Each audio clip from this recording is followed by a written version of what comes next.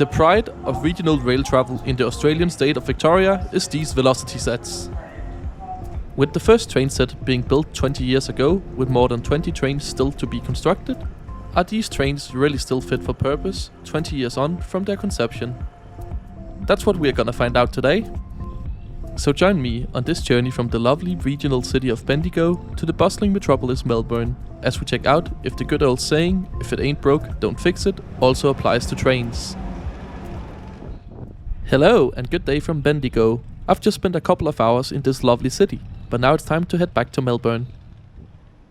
I'm quite impressed by this station. Just look at how well integrated the bus station is to the station building, which is located on our right, which makes transfers between V-Line's trains and buses super convenient. And a bit further down, under the same roof, you will find the platforms for the local and city buses. But this is a train channel, so let's go find some trains. As you can see, the station has a nice small waiting area, with ample seating as well as a ticket office, including a makeshift charging station for wheelchair users that's blocked off by a poster. There's also a departure board. The station has 2 platforms, and as you can see, it won't be hard to locate our train today. You can of course buy a ticket from the ticket office, but I would recommend getting a MyKey card, which can be purchased from the machine at the station. Simply just load up some money on the card, and then tap on, and you're good to go. And it looks like our train is already ready for departure. So after a quick view of our unit from the footbridge to platform number 2, it's about time to board our V-Line Vlocity set, built from 2004 and onwards. This one in particular is among the first ones to enter service back in 2006. These units have a top speed of 160 km per hour. Right, let's head towards Melbourne. Seating is mostly unreserved on V-Line, so you can just board wherever you like and go find a seat.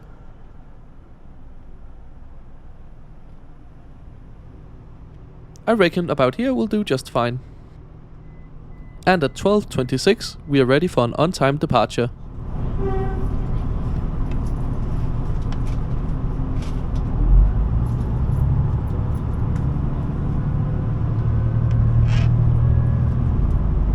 And with us on our way, let's take a closer look at the route map for today's journey.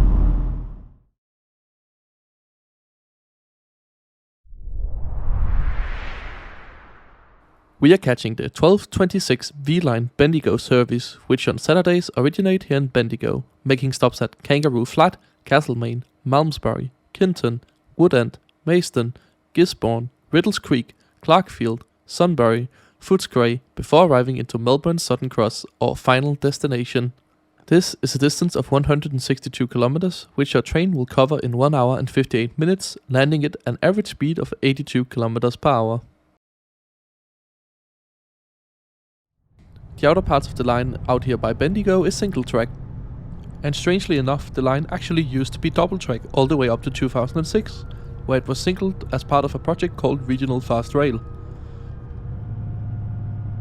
Now I don't know if it's just my European brain, but usually single tracking a line does not do wonders for its speed, as trains now have to slow down to pass each other, even with quite long passing loops. And that's exactly what's happening to us between Castlemaine and Kangaroo Flat, where we have to slow down and let the outbound service to Bendigo pass us. Okay, but the mentioned program did actually renovate a lot of the tracks along this line, allowing for more running at 160 km per hour. But another reason for single tracking was to allow for better clearance past heritage structures, which just seems strange to me. On the weekend, most trains stop at all stations, even smaller ones like Malmesbury. But on weekdays, faster trains are available that can complete the trip in as little as 1 hour and 42 minutes by stopping at fewer stations. And speaking of travel times, let's take a closer look at where you'll spend it, the train's interior. As you can see, the trains are fitted with luggage racks, but unlike a lot of Australian trains, the seat don't rotate to face the travel direction, so just be aware of that if you don't like riding backwards.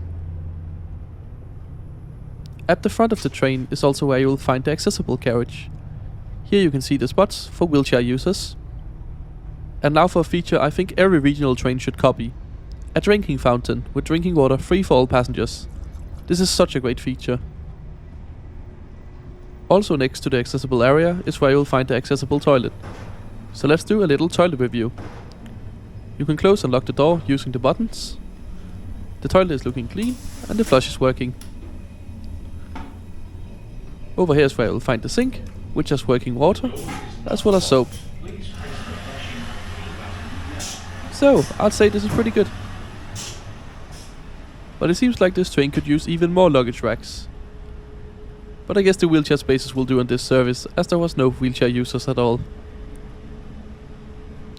Also notice here on the back of the seats there's no tray table to use your laptop or anything like that. But as we pass through the carriage, past this middle section, the seats suddenly start having them. I'd love to know in the comments if you know why they have only fitted them to seemingly half of the train. In the next carriage you will find more luggage storage, as well as bike storage, and a non-accessible toilet. Despite our train having 3 carriages today, it actually didn't used to be this way, as the first batches of these Vlocity sets were only built with 2 cars. But as more capacity was needed and newer sets started appearing with a 3rd car, our unit got a middle car added to the consist back in 2015. Time for a tour of the very basic seats. There's no power outlets, no recline, no anything of that sort. The seats themselves are fairly comfortable, and when I show you the V-Line network shortly, I think you'll agree with me that these are not adequate for some of the services they do. With services to places like Albury and Warrnambool taking up towards 4 hours, missing stuff like tables at most seats, power outlets and Wi-Fi feels like such a miss for a train that's still being produced. It's my understanding that the trains currently being produced have a largely similar interior and are still missing these key features I'd expect from any train being produced for these sorts of journeys in 2024. So I cannot help but think that while the platform for this train might be a solid foundation, it's such a shame that V-Line have decided to go for a fits-all purpose train rather than at the very least creating a subset of the Vlocity fleet for shorter, more commuter-like services and for their longer regional journeys.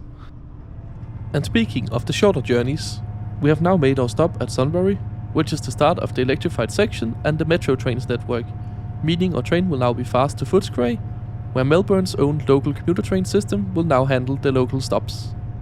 And actually, before we make it all the way to Melbourne, let's have a look at the services that operate along this corridor. Local service from Sutton Cross is handled by metro trains, serving all stations to Sunbury, where V-Line runs express to, sometimes with a stop in Water Gardens. From here on, V-Line services are on their own and continue to Bendigo. And actually a few times a day, services continue even further beyond to Swanhill and Echuca. And especially the limited services beyond Bendigo are interesting, because these are operated by local hauled V-Line sets. These are becoming increasingly more uncommon with the arrival of new Vlocity sets, but I did manage to catch one out on my way to Bendigo. So make sure you're subscribed to the channel so you don't miss it when my future video on it comes out.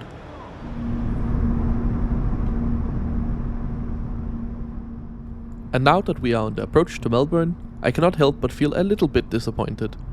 Victoria seems to be investing a decent amount of money into its regional rail network and gets the basics right. Trains are mostly frequent on key routes, stations and trains are kept clean, but it would be a truly great system with trains that are actually fit for their work. But one thing I can't fault V-Line for is their ticket price. A ticket from Bendigo to Melbourne is $10.60, which is about 6.5 euros. Not bad for 2 hours of rail travel in an otherwise fairly expensive country. And just like that, here we are arriving into platform 15 at Melbourne's Sutton Cross station. Overall, I think V-Line is pretty good, but I would maybe think twice before doing some of the trips above 2 hours with them.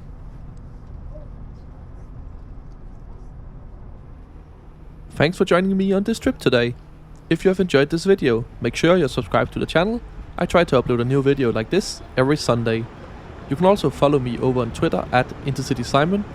I usually post live from my travels over there, so it's a great place to get a sneak peek at what videos might be coming to the channel in the future. Thanks for watching.